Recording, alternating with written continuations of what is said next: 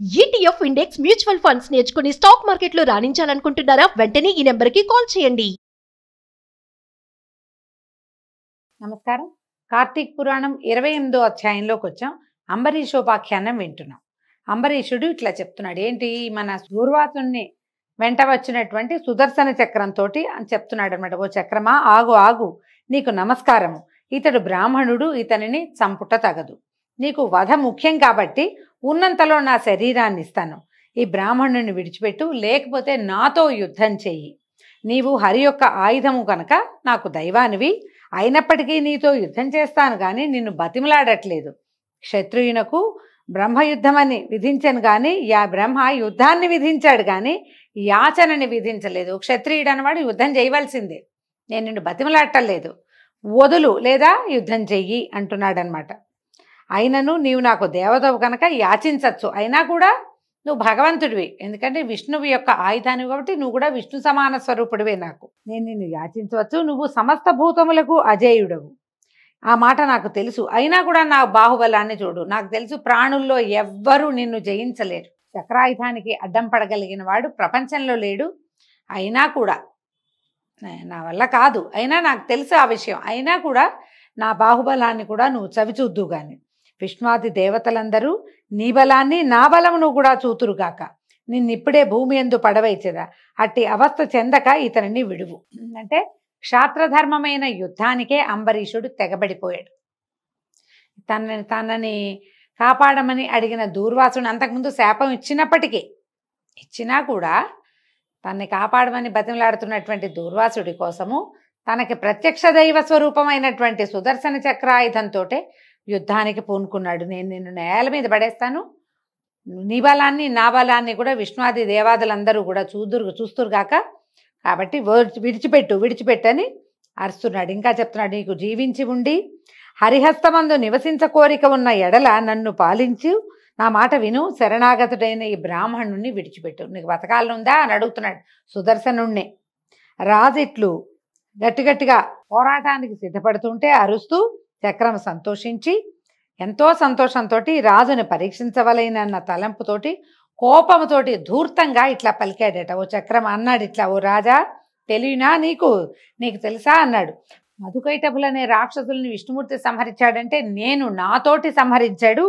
దేవతలకు జయించుటకు శక్యం కారైనటువంటి ఎంతో మంది రాక్షసుల్ని నేనే చంపాను.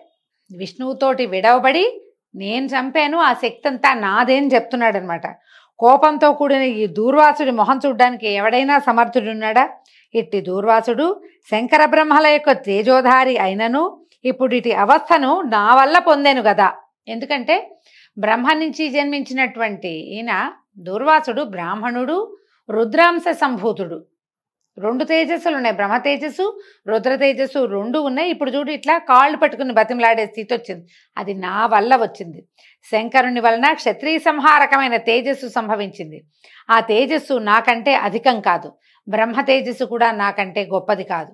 అది కూడా నా చేత అనేక పర్యాయాలు అతిక్రమించబడింది. నేను ఎన్నిసార్లు బ్రహ్మ తేజస్సును కూడా తెగొట్టేశాను. శంకర బ్రహ్మల తేజోధారి అయిన దూర్వాసుడే ఇట్టి అవస్థను చెందితే కేవల శంకర తేజస్ సంభూత క్షత్రియ తేజోవంతుడివైన నీవు నాతో యుద్ధం చేయటానికి ఎట్లా సమర్థుడవుతావు? ఇది చూడండి ఎంత బాగా చెప్పారు. బ్రాహ్మణులు బ్రహ్మ తేజస్సు నుంచి జన్మించారు, వారి వంశాలన్నీ బ్రహ్మ తేజస్సుని, అందుకే బ్రాహ్మణులు అంటారు. క్షత్రియులు రుద్రాంశ సంభూతులు, శివుని నుంచి పుట్టినటువంటి క్షాత్ర తేజస్సు నుంచి పుట్టిన వాళ్ళు అనమాట. ఏం చెప్తున్నాడు, ఈ దూర్వాసుడు 2 తేజస్సులు కలిగి ఉన్నవాడే ఇటకు నేల మీద కూర్చున్నాడు. నన్ను వదిలిపెట్టు బాబోయ్ అని బతిమలాడుకుంటూ. నీకొక్క తేజస్సే ఉంది, నువ్వు కేవలం రుద్రాంశ నుంచి వచ్చినటువంటి క్షాత్ర తేజస్సు నుంచి పుట్టినవాడివి.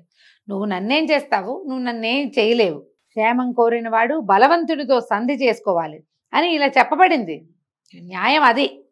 అయితే నువ్వు మూర్ఖత్వాన్ని అవలంబించి నాతో యుద్ధానికి సన్నద్ధుడివయ్యావెందుకు? నువ్వు హరిభక్తుడివని నేను నిన్ను సహిస్తున్నాను, కాబట్టి దూరంగా పో, ప్రాణాలని వృధాగా పోగొట్టుకోవద్దు అని సుదర్శనాయుధం ఉరుములాంటి కంఠంతో చెప్పాడట ఆయన. సుదర్శనుడు చెప్పేసరికల్లా అంబరీషుడు కళ్ళెర్ర చేస్తూ ఇట్లా అన్నాడట, ఓ చక్రమా, నీవు నా దేవునకు ఆయుధమైతివని నిన్ను బాణముల చేత 100 ఖండాలుగా కొట్టలేదు. నీవు క్షత్రియ ధర్మాన్ని అవలంబించి నాతో మాట్లాడుతున్నావు గనక ఇక ముందు నీకు ఆ గర్వం ఉండదు, నీకేం క్షాత్రాన్ని నేను ఉంచనన్నాడు.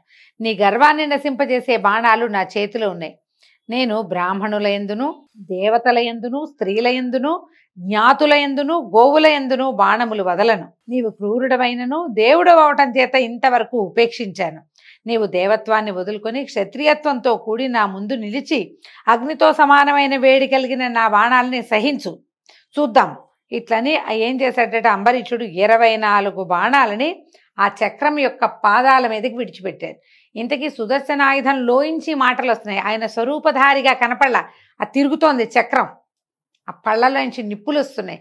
1000 అరలు కరిగింది. అది కదులుతూ ఉంటేనే కళ్ళు మిరుమిట్లు కొలిపోతున్నాయి. 1000 సూర్యుళ్ళ కాంతట దానికేసి తేరి చూడలేరు.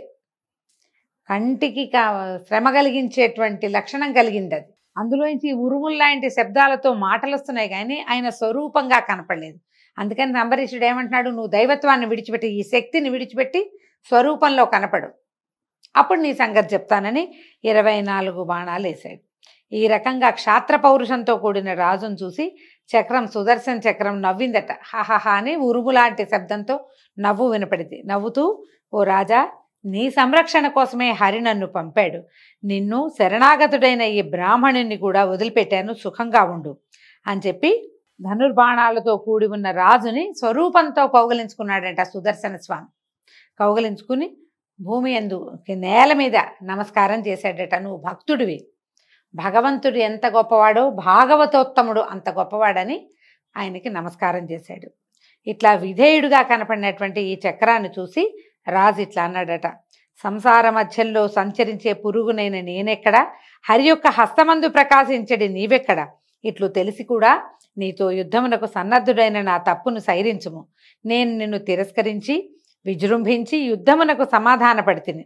క్రూరమైన నా క్షత్రియ స్వభావం ఇట్లు చేసింది కనుక నన్ను క్షమించు అని సుదర్శన చక్రాయుధ స్వామిని అంబరీష మహారాజు పరిపరి విధాలుగా ప్రార్థించాడు. ఇది శుక్లపక్షము, పగలు, యుద్ధభూమి, మకరమాసము, ఇట్టి పుణ్యకాలమందు నా దేవుడివైన నీ వలన మృతియే మరణాన్ని కోరే నేను ఈ యుద్ధానికి వచ్చాను నాయన.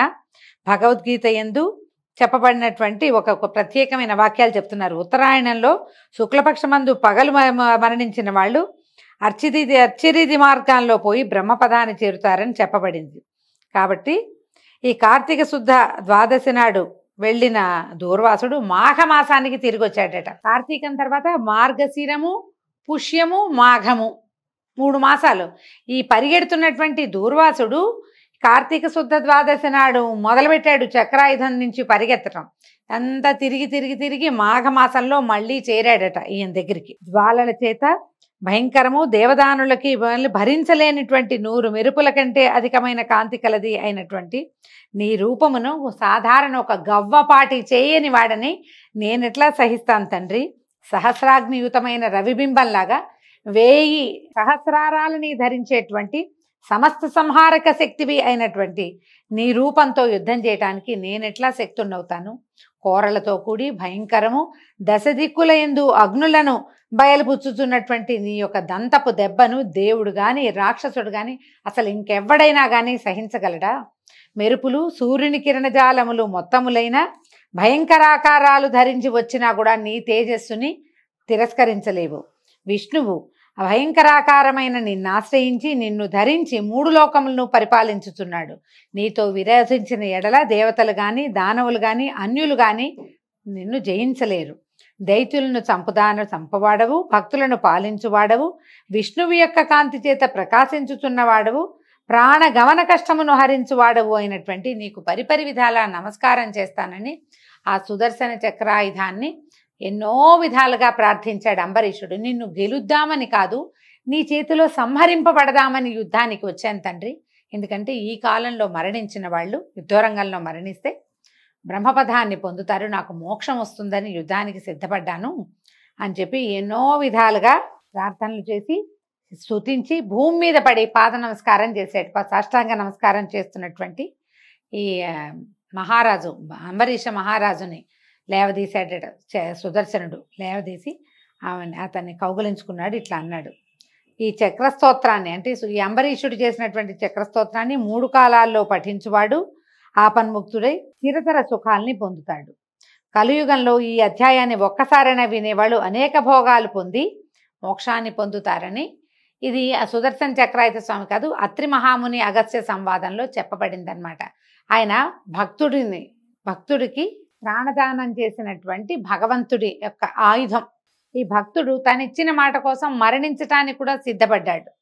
ఇలాంటి ఒక కథని మనం ప్రతి సంవత్సరము ఒక్కసారైనా వినాలి. ఒక జీవితంలో ఒకసారి వింటే చాలంటున్నారు.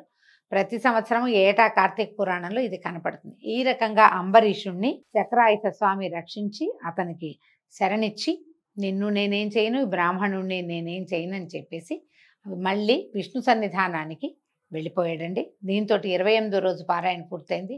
రేపు ఉదయం 29వ రోజు పారాయణలో మళ్ళీ కలుసుకుందాము. నమస్కారం.